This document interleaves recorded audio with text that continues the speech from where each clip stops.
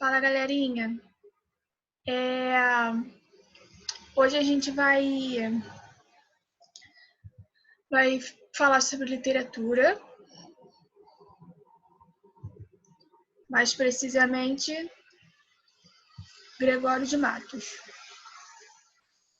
É bem tranquilo, é bem simples, tá? A gente já falou sobre o Padre Antônio Vieira, né? Falei um pouquinho do Barroco, né, na aula passada. E aí, depois, junto com o Padre Antônio Vieira, Gregório de Matos se destacou também na época do Barroco, e aí ele foi conhecido como Boca de Inferno. Esse é o Gregório de Matos. Prazer.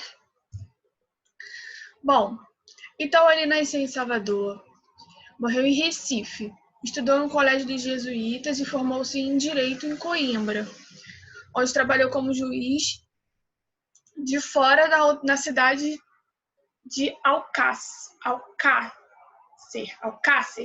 do Sal. Recebeu o apelido de Boca de Inferno, graças à sua irreverente obra satírica. Ele recebeu esse apelido porque ele criticava muito as pessoas influentes da Bahia.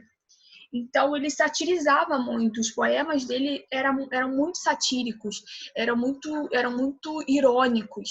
Então, ele recebeu esse apelido, né, Boca do Inferno, porque ele criticava muito essas pessoas influentes e botava a cara a tapa mesmo, ele não estava nem aí.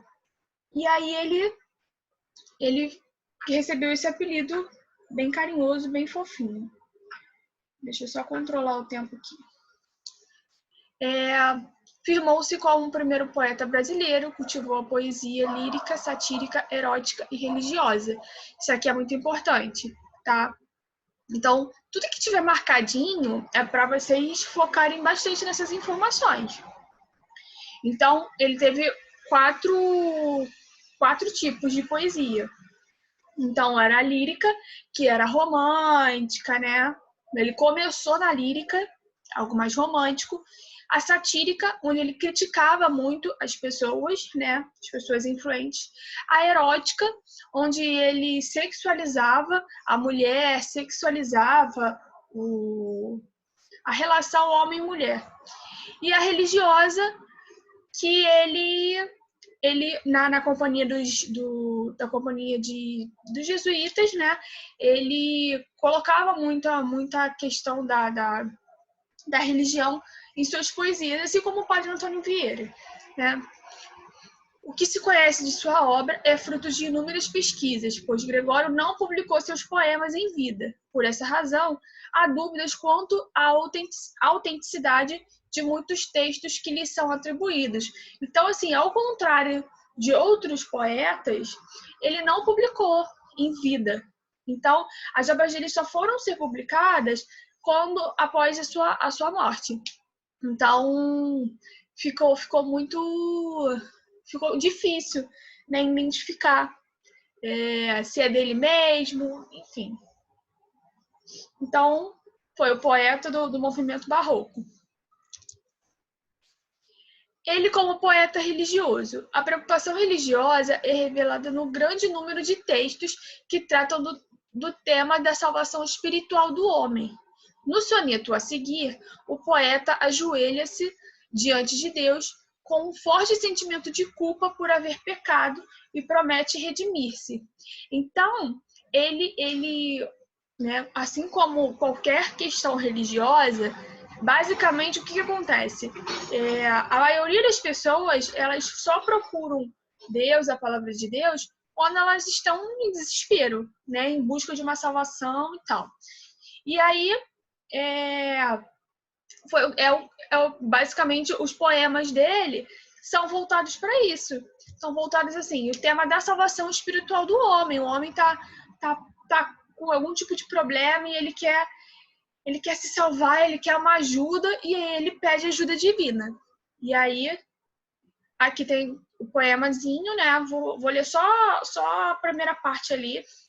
Pequei, Senhor, mas não porque hei pecado. Da vossa alta clemência me despido, porque quanto mais tenho delinquido, vós tem a perdoar mais empenhado. Então, assim, o que ele quer dizer? Por mais que ele tenha pecado, Deus vai perdoar ele, Deus tem que perdoar ele. Porque ele é como qualquer outra pessoa, ele comete erros, ele acerta, ele erra, e Deus está ali para ajudar a todos, né? Basicamente isso. Então, depois vocês leem direitinho, né? Dê uma olhadinha aí, com calma.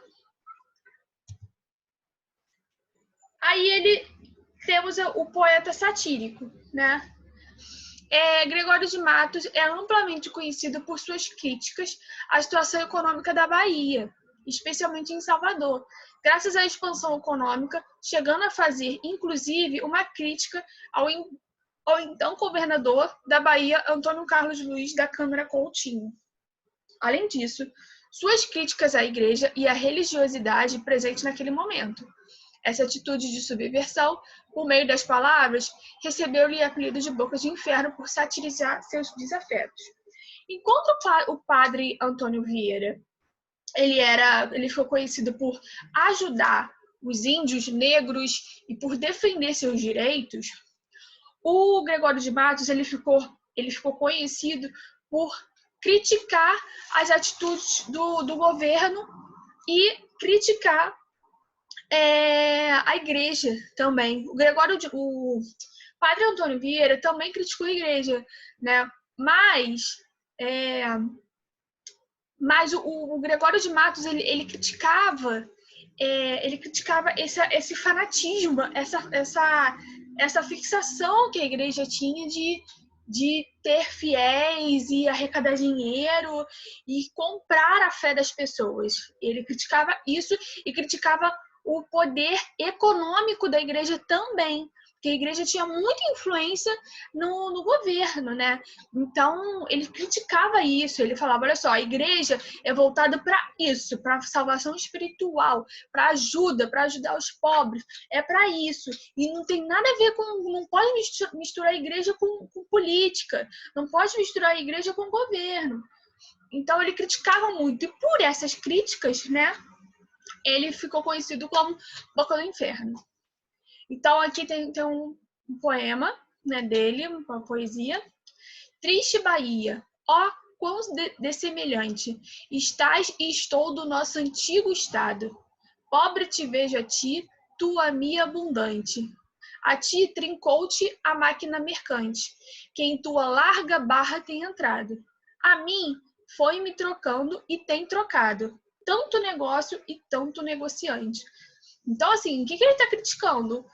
A Bahia se transformou num negócio, se transformou numa máfia, né?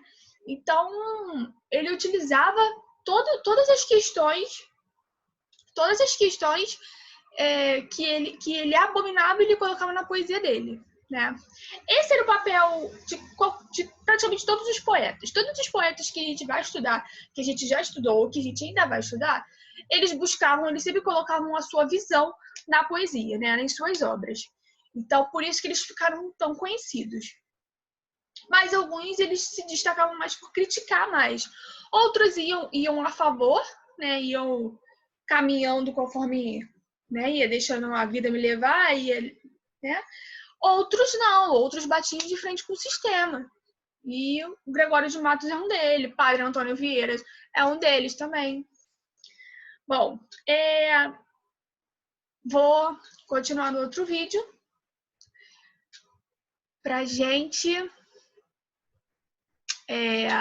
encerrar Gregório de Matos, beleza? Até!